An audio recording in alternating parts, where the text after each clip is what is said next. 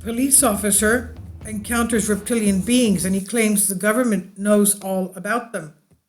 Well, we've recently, well, not recently, but we have even archaeological artifacts showing some strange kind of being that look like lizards.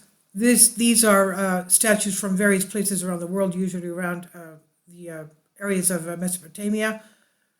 Let's remember, though, that we've had a tremendous number of extinction level events in the past 100,000 years.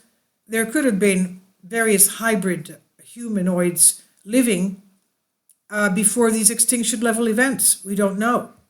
But these statues refer to these types of very strange beings.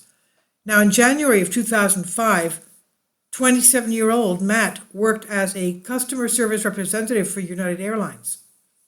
Recently, he had grown weary of hospitality industry's predictable monotony, and as a Chicago native, the young man was accustomed to bleak Midwestern winters, yet this season was particularly brutal. Each dreary day, he longed for a warmer climate and lush foliage. One evening, Matt shared his frustrations with relatives who lived in Louisiana. During the phone call, they said he should consider relocating to New Orleans. If he wanted a new career, the city was in desperate need of police officers due to escalating crime. Matt found the suggestion quite alluring. Shortly after filling out an application, the Columbia University graduate received a job offer. He hastily packed his bags and headed south. Unbeknownst to the eager traveler, what was about to unfold would change his life forever. An unbelievable encounter. By July, Matt completed half of the mandatory training. He'd settled into his new apartment and fell in love with the eccentric Burroughs. However, the ordinary acclimation period came to an abrupt end on a balmy summer night. Upon groggily waking up, he realized his clothes and surroundings were unfamiliar. It seemed he was aboard a train tightly packed with dozens of other people. With his heart racing, the frightened cadet attempted to figure out where he was and how he had gotten there, whilst desperately racking his brain for information. There was a loud bang and the carriage immediately halted.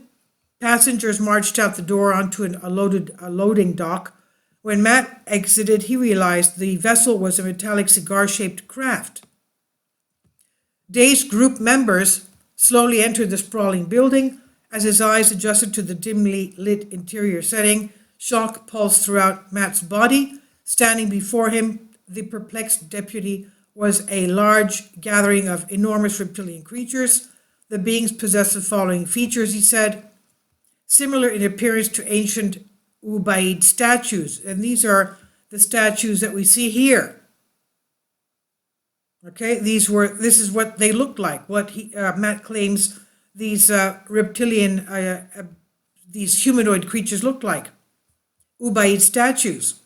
An average height of 7 feet tall, dark golden yellow eyes with slit pupils, sharp claws and fanged teeth, shiny brownish green scales, a short and blunt muzzle, very serious dispositions. Now, in these statues, you see basically because of the chest, the breasts there, it's telling us that this is a female, and in some of these statues, the female is suckling her babe, its babe. So now the lizard people target practice with all Voyagers corralled inside a massive commercial structure. Matt cautiously sauntered forward. Many of the saurian entities, these lizard-like entities, donned strange, thin backpacks. Suddenly, several drew ray guns aiming at petrified onlookers. Chaos ensued as the helpless crowd frantically scattered, and seconds later, the armed assailants fired, and blinding flashes of light illuminated the arena.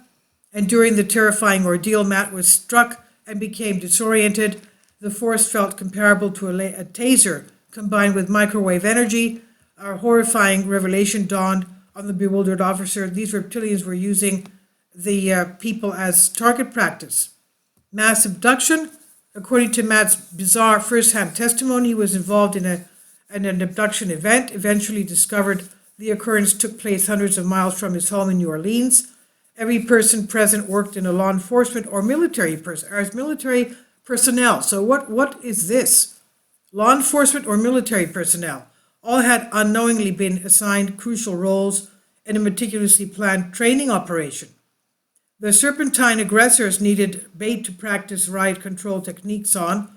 Although the episode was quite harrowing, no participants were gravely harmed to his knowledge.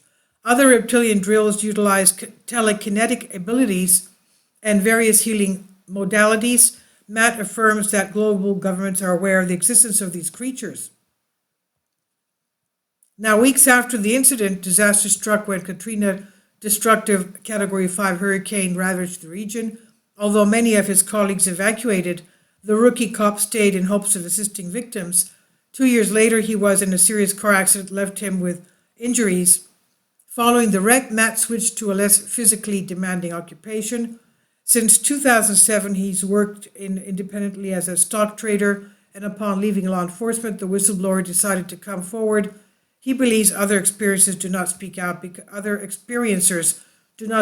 because they do not want to jeopardize their pensions and fear the potential repercussions. And to this day, Matt continues to sporadically encounter these mysterious lacertids. So this is from, you can check out other reptilian, other alien species by checking MUFON's Extraterrestrial Almanac. This was from Down the Chupacabra Hole on Humans Be Free. Please leave your comments, and thank you for your support.